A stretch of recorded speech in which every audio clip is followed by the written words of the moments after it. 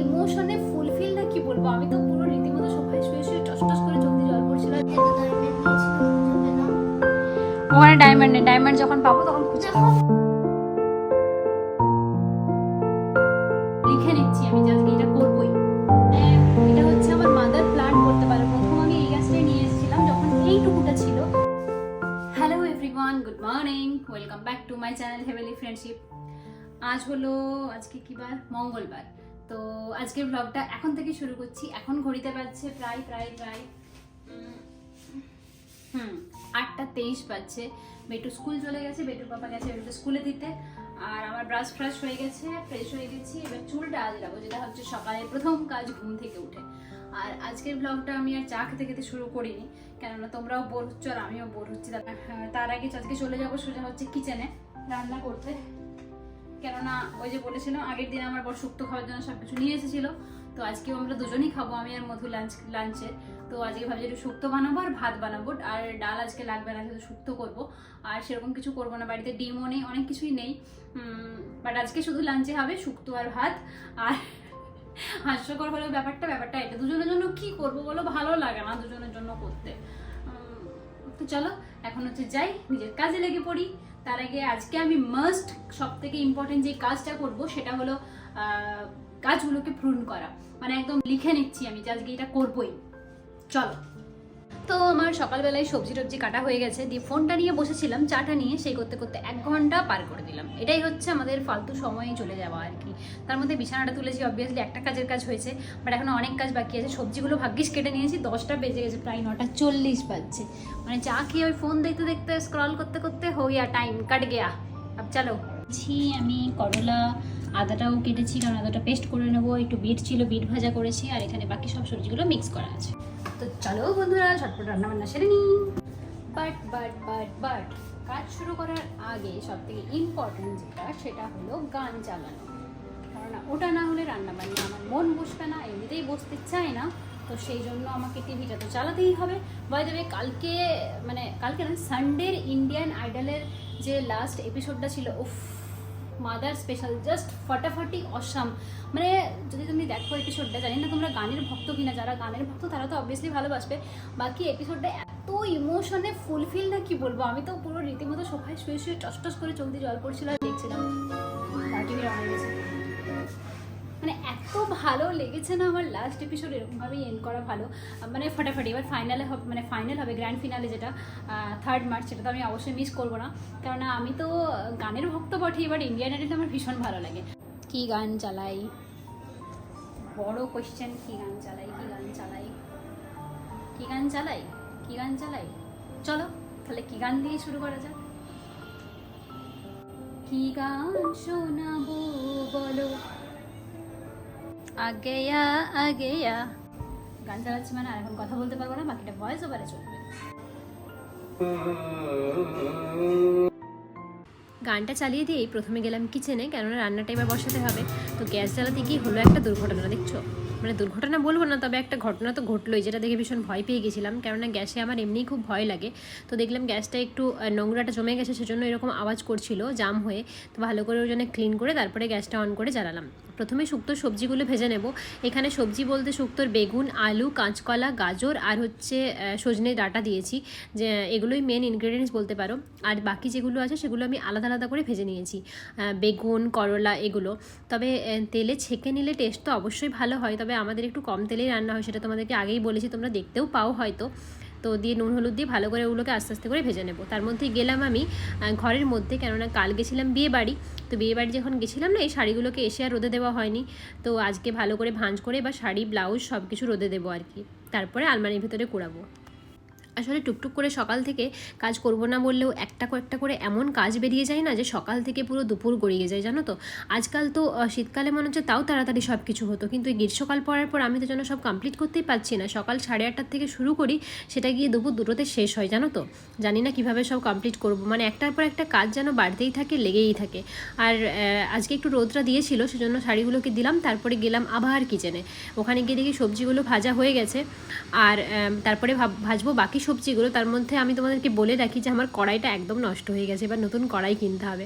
তো যাই হোক, আজকে তো করছি শুক্তো রান্না। তো শুক্তো স্পেশাল মশলা কোনটা বলো তো? এই ভাজা মশলাটা, যেটার মধ্যে থাকে ধনে, জিরে গোটা অবশ্যই, আর তার মধ্যে একটু সর্ষে আর হচ্ছে মৌরি। তো সর্ষের মধ্যে সব থেকে মানে সাদা সর্ষেটাই ভালো হয়, কিন্তু আমার কাছে ছিল না, তাই কালো সর্ষেই দিয়েছি। সেজন্য মশলাটা একটু কালো হয়ে গেছে। সাদা সর্ষে দিলে টেস্টটাও ভালো হয়, দেখতেও ভালো হয়, আর তার মধ্যে একটু পাঁচফোড়নটাও দিতে হয়।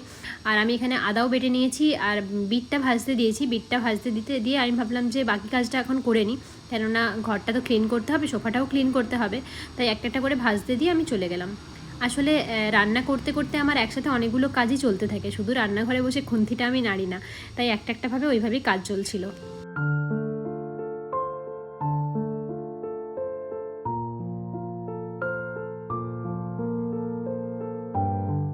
দেখো, আমার তো ভ্লগটা ডেইলি ভ্লগের, তো সেখানে রেগুলার আমি যা যা কাজ করি সেগুলোই তো তোমাদের সাথে শেয়ার করব বলো। তো আমার এখন বাইরে বেরোনো একদমই হয় না, নিজের কাজের চাপ আর বেটুর পড়ার চাপ দুটোই বলতে পারো, কেননা বেটুর সামনে এক্সাম, সেজন্য আমি বেরোতেও চাই না। আর মধুর তো একটুও সময় নেই, আর একা একা আমার এই কলকাতার রাস্তায় হেঁটে হেঁটে ঘুরতে ভালো লাগে না। একজন সঙ্গী থাকলে ভালো হয়, কিন্তু যেহেতু কেউ নেই, তাই একা একাই বাড়িতে বসেই সময়টা কাটাতে হয়। তাই তোমাদেরকে আমি সেটাই শেয়ার করি। তোমরা হয়তো সবসময় খুব একটা ইন্টারেস্টিং কিছু পাও না, কিন্তু জানি না আমার কথাবার্তা তোমাদেরকে কতটা অ্যাট্রাক্ট করতে পারে, তবে আমি চেষ্টা করি। চলো, গল্প করতে করতে এখানে বড়িটাও ভেজে নিয়েছি। আর বাই দ্য ওয়ে, বড়িটা কিন্তু আমার মা আমাকে বানিয়ে পাঠিয়েছে, মানে আমি বাড়ির থেকেই বানিয়ে নিয়ে আসি, মা আমার জন্য বানিয়ে রাখে। আর এদিকে শুক্তোটাও দিয়ে দিলাম। শুক্তোটা নিরামিষই হয় মেনলি। একটু আদা বাটা, কাঁচা লঙ্কা বাটা দিয়েছি এখানে, জিরে ফোড়ন দিয়ে, তেজপাতা, শুকনো লঙ্কা দিয়ে, তারপরে হলুদ গুঁড়ো, নুন, এগুলো তো আছেই। আর আমি একটু, এই যে বললাম কড়াইগুলো খুব নষ্ট হয়ে যায়, তাই একটু জল দিয়ে রান্না করছিলাম। দেন ভাজা সবজিগুলো এর মধ্যে দিয়ে দিলাম, তারপরে দিলাম আবার একটুখানি জল, কেননা যেহেতু সবজিগুলো খুব একটা ভালোভাবে আমি সেদ্ধ করিনি, ছেঁকে নেওয়া নয়, সেজন্য একটু তেল মানে জল দিয়ে সেদ্ধ করছিলাম। তার মধ্যে গেলাম ব্রেকফাস্ট করতে। ব্রেকফাস্টটা করা হয়নি, খিদে পেয়েছিল, একটা ব্রেডে যা হোক করে মেয়োনিজ লাগিয়ে খেয়ে নিলাম আর কি, গান শুনতে শুনতে।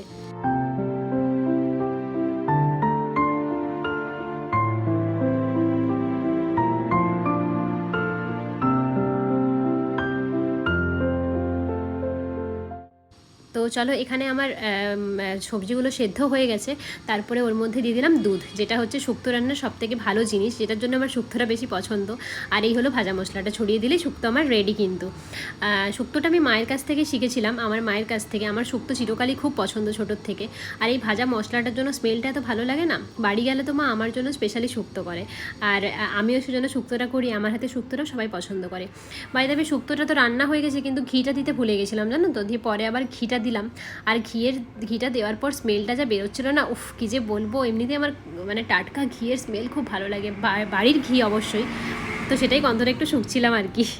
তারপরে আর কি রান্নাবান্না হয়ে গেল, মানে এবার আমাকে রান্নাঘর পরিষ্কার করতে হবে, যেটা নর্মাল ডেইলি আমাদের কাজ হাউস ওয়াইফদের।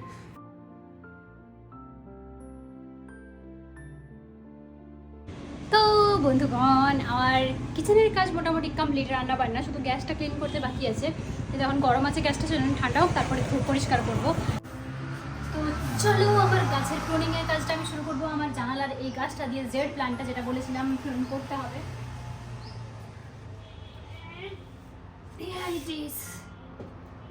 এই হলো সেই গাছ, এটাকে প্রুন করবো। পড়ে যাস না।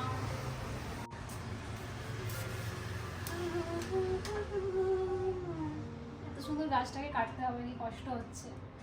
এটা হচ্ছে আমার মাদার প্লান্ট বলতে পারো। প্রথম আমি এই গাছটাই নিয়ে এসেছিলাম যখন এইটুকুটা ছিল, মানে এইটুকু একটু সরু করে কাণ্ড ছিল, তারপরে এটাকে এত বড় করেছি। এটার থেকে আমি অনেক গাছ বানিয়েছি, সেজন্য খুব কষ্ট হচ্ছে এই বড় গাছটাকে কাটতে। কিন্তু একটু না কাটলে এটা আবার গ্রোথটা ভালো করে হবে না, অনেক কিছু ড্রাই হয়ে যাচ্ছে, দেখতে পাচ্ছ পাতাগুলো কেমন হয়ে গেছে, ফাঁকা ফাঁকা। সেজন্য এটা কাটা খুব জরুরি, না কাটলে বড় হবে না। তো চলো লেগে পড়ি, কী করবো।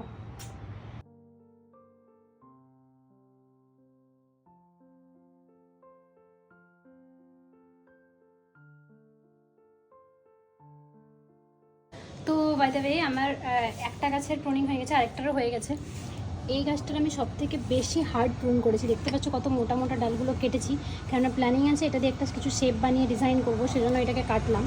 আর এটারও প্রুনিং হয়ে গেছে আমার, তার সাথে আমি এটাতে একটু ফাঙ্গিসাইডও লাগিয়ে দিয়েছি, যেহেতু প্রচুর হার্ড প্রুনিং করেছি, তো তাহলে যাতে কোনো ফাঙ্গাস না লেগে যায় সেজন্য। আর ফার্টিলাইজারটা তো বললাম বিকেলে দেবো। এবার বাকি ব্যালকানির গাছগুলোতে এবার আমি একটু প্রুন করে নিই।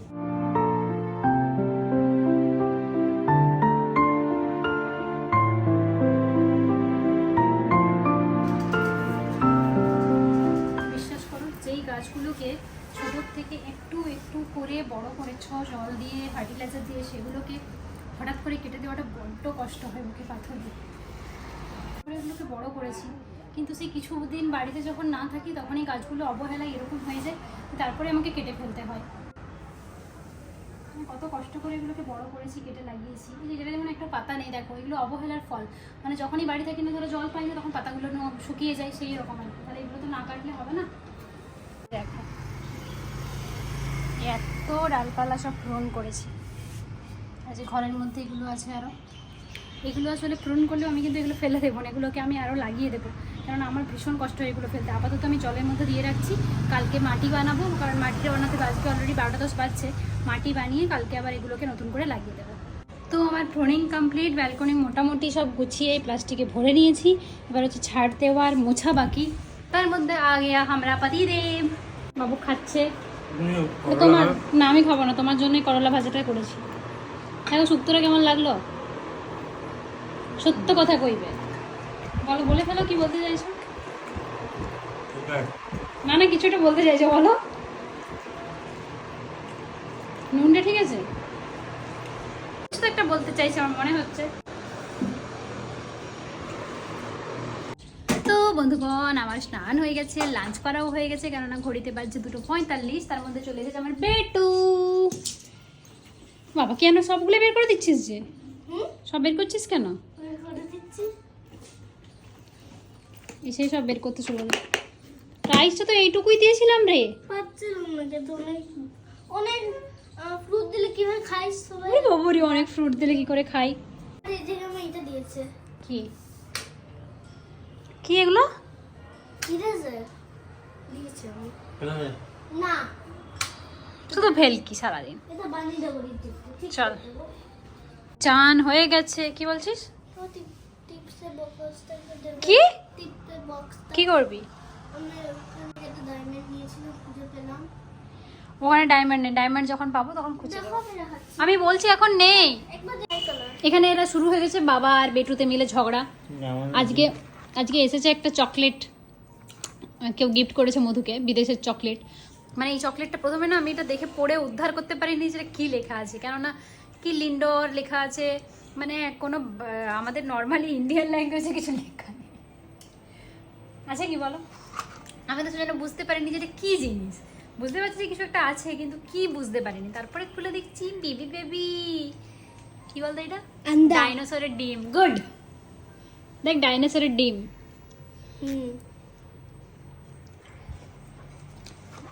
বেবি বেবি ডাইনোসরের ডিম। পয়সাটা কি ডাইনোসরের পয়সাটা কি র‍্যাবিটের ডিম। হ্যাঁ রেবিট তো। পয়সাটা কিসের সাইন আছে? মানে পয়সাটার দামটা দাম এখানে কোথায়?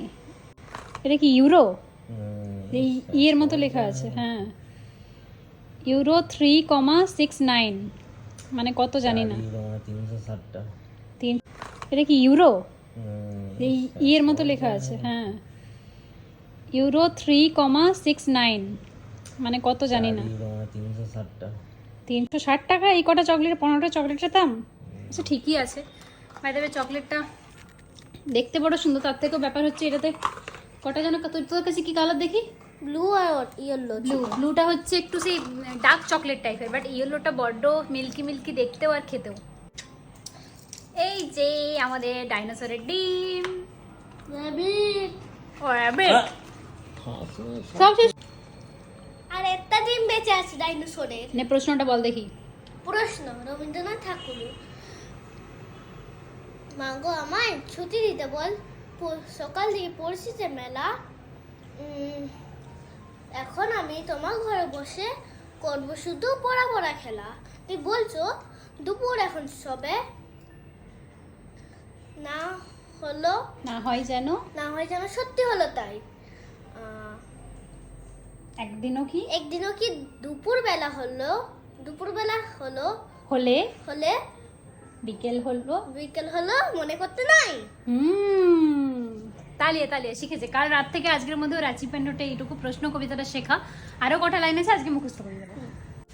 তো চলো আজকে এখানেই এন্ড করছি ব্লগটা। আর আমি কন্টিনিউ করব না, কেননা আর এখন অনেক বড় হয়ে যাবে।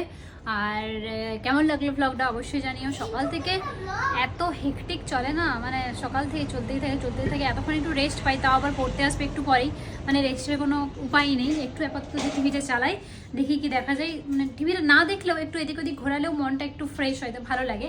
তো চলো তাহলে ব্লগটাকে এখানে এন্ড করছি। ভালো লাগলে do like, comment, share and subscribe to my channel Heavenly Friendship. Till then tata.